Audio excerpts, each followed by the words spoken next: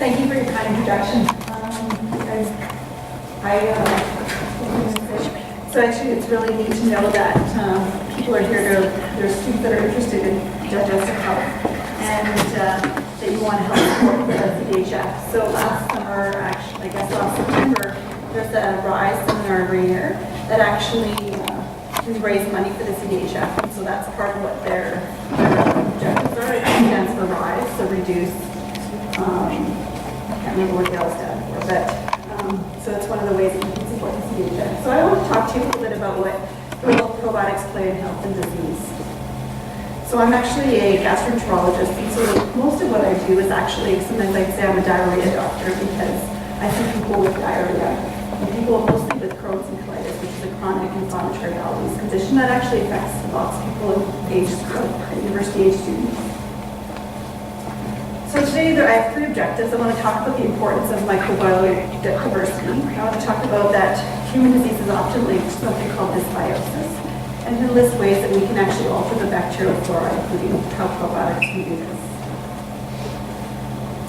So first of all, in terms of background, we know that having microbial diversity is actually important. It's actually important for the development of your digestive tract as well as for your maturation of your immune system. And so the reduced diversity actually leads you to vulnerable to attack from different diseases and from competitive abilities to fight off of pathogens.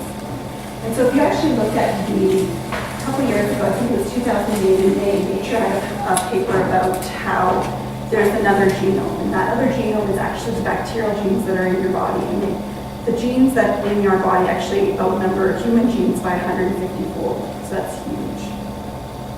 And so in our intestine, there's actually about over 400 species. And so your numbers actually vary depending on where you are in your GI tract. So when you're swallowing through your esophagus, you actually don't have very many. And in your stomach, because your acid is so strong, you actually don't have very many. And as you progress through your intestinal tract, your colon has the most. And so that's where most of the impact plays. Although even in your small intestine, you do have a fair amount. And so the bacterial cells in our body actually outnumber our human cells by 10-fold. So that's why it's partly important. And we actually can't live without them. So there's actually different types of relationships that we have with bacteria. So when there's a mutualistic benefit, they actually both. So they benefit and we benefit. Parasitic is when the bacteria just lives off of us and gives us no benefit. Pathogenic is when they actually cause disease in us, but they're actually having benefit. And commensal is they just happen to be there, but nobody seems to know why, if anyone's getting any benefit. So actually it's interesting is that when you're born, especially as you pass through your mother's vagina and are born, you actually are pretty sterile in utero, but over time you actually develop, there's 2 things that we look at. And so in infancy, you actually don't have very much richness, you don't have very much diversity, and it's not stable at all. But over time in your life, you actually gradually over your childhood and adolescence, you develop a lot of richness, so lots of diversity in the number of species in your intestinal tract. And in terms of the stability, the ability for them to change, there's things that actually change them. And then eventually you're actually quite stable in adulthood, but as people retire, then once again their stability is less, probably because of different diseases. And so it's interesting, so this is actually a graph about 4 different phyla of bacteria that live in your intestine. And so you can kind of look at the color. And you can see when you're born, you pretty much just have firmicutes. And then over time, this kind of changes. And so this is a child over the first 2 years of their life. And you can see when they get a fever, there's a change of things. You can see when then they start eating rice cereal, that there's other changes. And in formulas, you can see introduction of other things. If you get antibiotics, you can see how it changes the bacteria.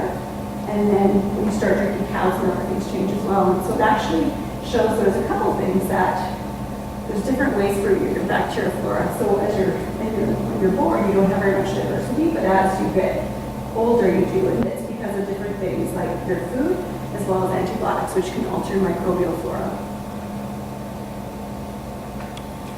So what's interesting also is that over the years, it used to always be people never thought about the bacteria in terms of the role in health and disease. And so now we actually know that if you look at the bacterial flora of people in different diseases, so inflammatory bowel disease, which is my area of specialty, which is Crohn's and colitis, which is basically a chronic inflammatory condition of your intestine, you actually can see that in a healthy control, and there's a different pattern of bacteria in your intestine than there is when you actually are a healthy person. Type 2 diabetes, which we don't usually think about a GI disease, you can actually also see a difference in the pattern of their bacteria. Necrotizing enterocolitis is actually a very serious condition that affects infants, and so what it means, necrotizing means it's almost like their intestine is dying, and it's about their small intestine. It's actually a very serious condition, usually of premature infants, and about their intestinal system not being mature enough. And so we know that there's something called dysbiosis. So when your bacteria flora aren't normal, that's related to disease. Sometimes we don't fully know which comes first. Is it the dysbiosis that comes first, or is it both? But we think they have definitely an interplay. So this is kind of a complex picture, but we actually start here at the top with paragraph 8. So in normal people, you have this nice intestine, and so this is your lumen, where like your food goes, and then at the base would be where your blood vessels are. And so normally you'd have microbes, which are mutualistic. Remember, they're benefiting both us and them. There's like dietary fibers and things, lichens, and then you're kind of just going along. However, if you become, there's dysbiosis introduced, so you have a pathogen, you can see how these pathogens can cause disease or inflammation, and so this barrier can be released. And this paper is basically talking about how they can use different ways to diagnose it. And then when we treat the dysbiosis, then you actually can treat it with different things, with probiotics, with special microbial type targeted meds, with prebiotics, which we can talk about the difference, and with maybe even engineered microbes. And so it's actually really exciting how we now can see how microbes actually play a really important role in disease, and then how we can target that as another mechanism to treat disease, which is actually quite exciting for us. So these are the things that generally are felt to impact the gut microbe. So food, as we showed with that child picture, where you can see as they are introduced to different foods in their diet, that actually affects the microbiome, or what you call antibiotics, because they kill off certain bacteria. Obviously, that's affecting things. And then there's probiotics and prebiotics. And so you talked a little bit earlier about what a probiotic is. And probiotic is basically a bacteria or any kind of organism that when you give enough of it, it actually promotes health. And prebiotics are usually fibers or things like that that actually promote the growth of these quote-unquote healthy bacteria.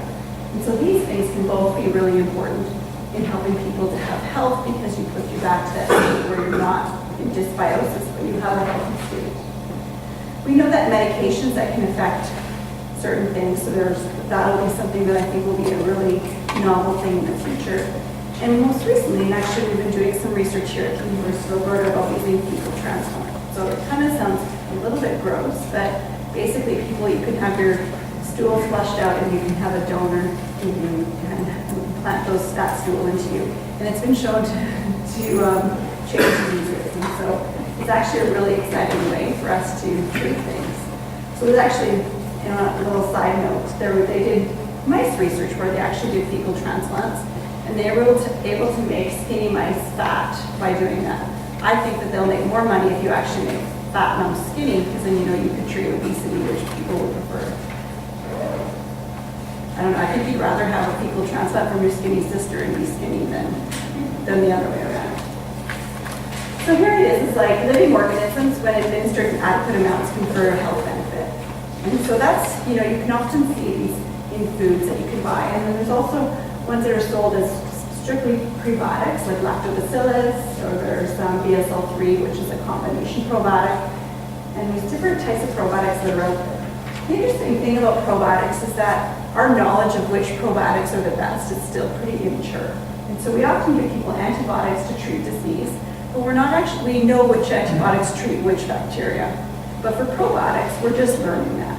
And so we're trying to figure out, this one is good for necrotizing enterocolitis, this one is good for diabetes, and this one is maybe good for IBD. And so I think over the next number of years, we're going to have better treatments for that.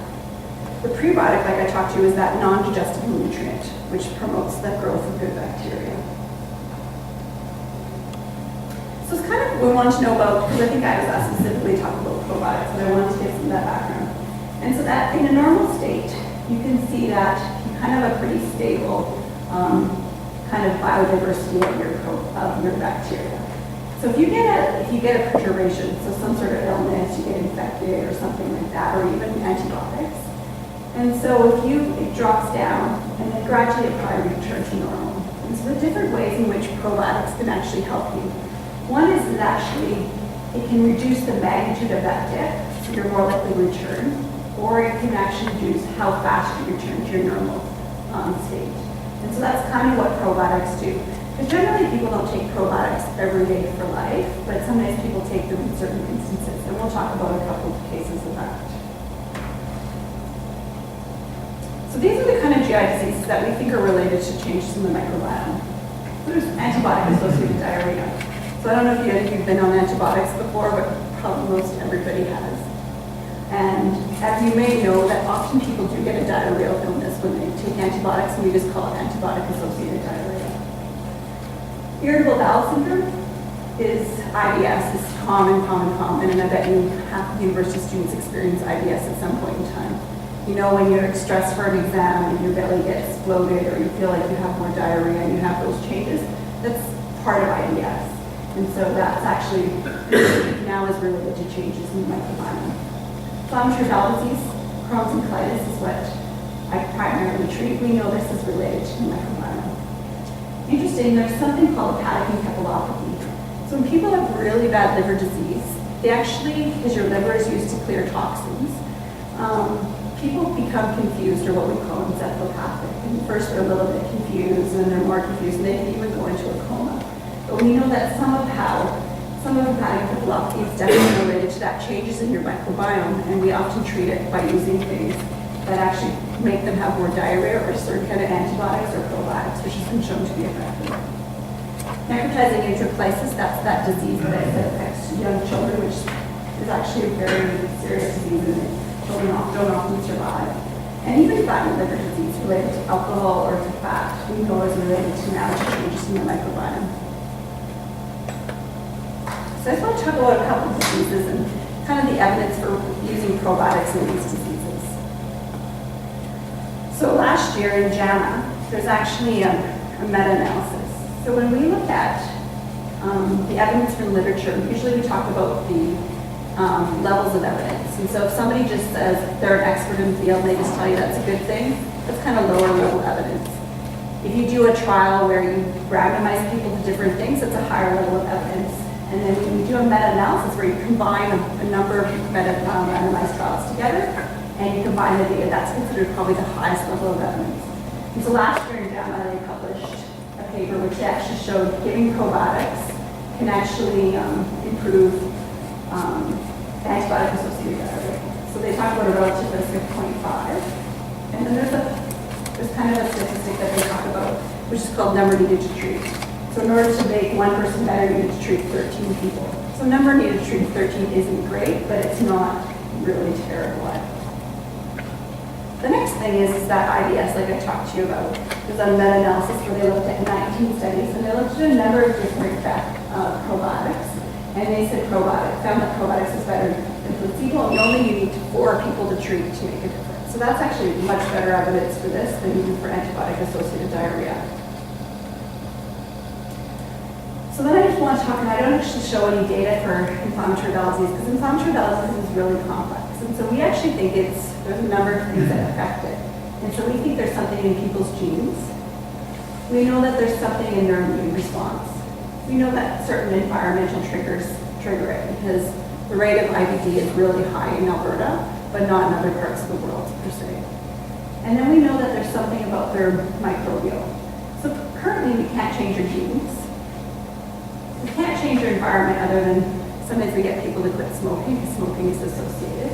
But we mostly focus on treating disease through the immune response. And we're relatively good at treating people, but I would say we're only about 70 to 80% effective.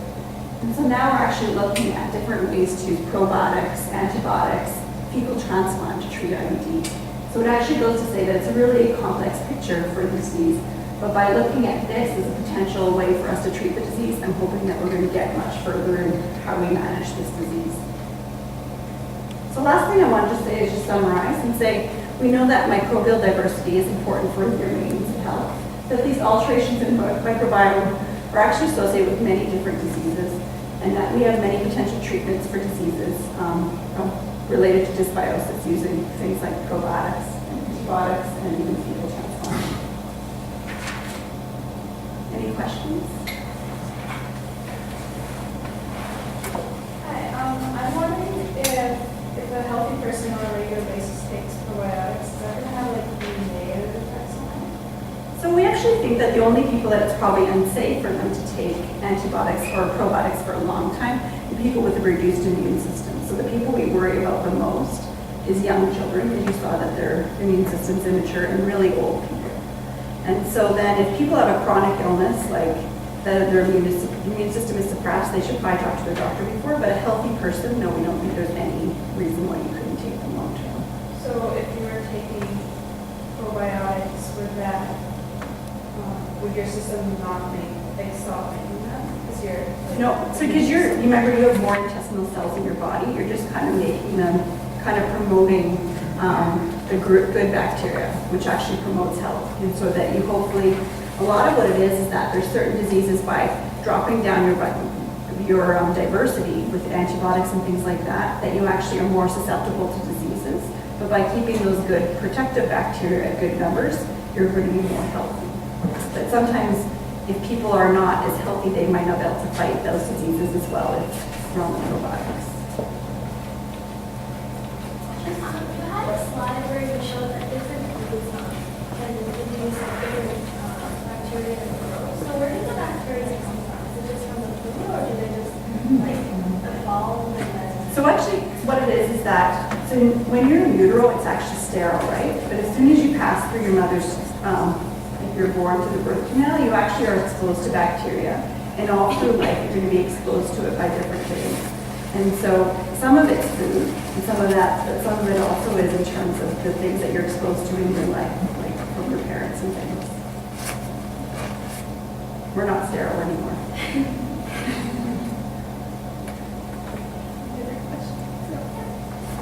Okay. You said that in many diseases there's an imbalance between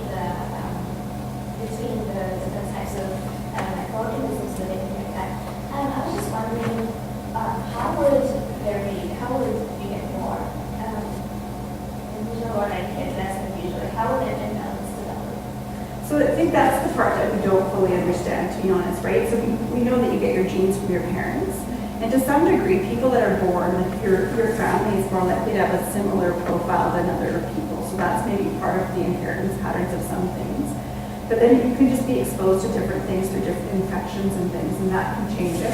As well as, antibiotics are being used more and more. Like I think when I was a child even, people used a lot less antibiotics for earaches, and now almost every child is exposed. And we know that certain diseases like inflammatory bowel disease are more common in kids that receive antibiotics early in life. So I think hopefully we'll know over time, but we don't actually know all of those answers yet.